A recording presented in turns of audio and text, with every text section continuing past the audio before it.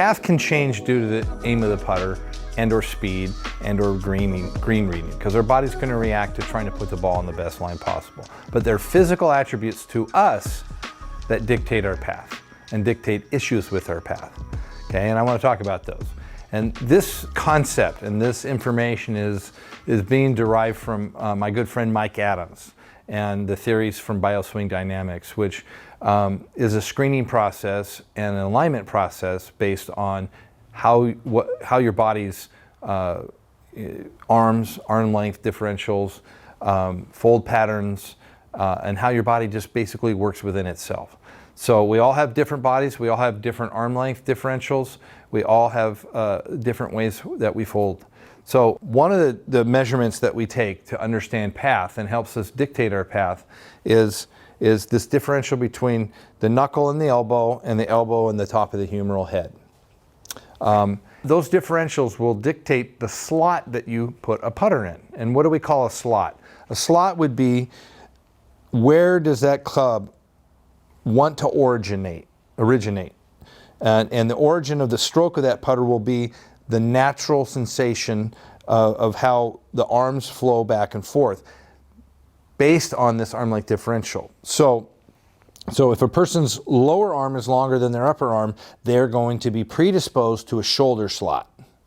If their arm length is equal, so Jack Nicklaus was longer here than he was here, so he was a shoulder slot. Everything he did, whether it was a driver or a putter, originated around his shoulder slot. Tiger, for example, is equal, so he's a torso slot, okay? Sergio Garcia, for example, is longer in his upper arm than his lower arm, so he is a hip slot, right? So you see that in his putting. His putting is very flat. You see Tiger's is very neutral, and Jack Nicklaus is very vertical because of the slot. So you cannot, in my opinion, function very effectively outside of your slot. And so we'll see this often in players where they say, oh, the putter feels like it's moving outward, I can't stop it, right?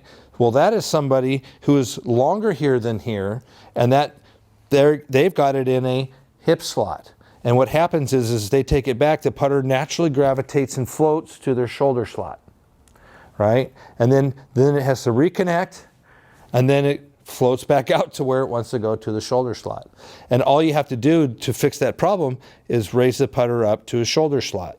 So the longer the differential here to this, the more upright the putter gets, right? And then that putter will go back on the intended slot. Instead of being down in here, hand seeking the shoulder slot.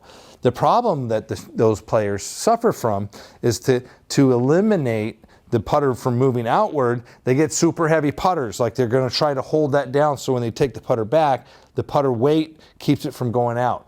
Mistake number one. Mistake number two is that player then starts to grip the putter more under, right, to help with the path. That can cause devastating effects to aim through the impact interval.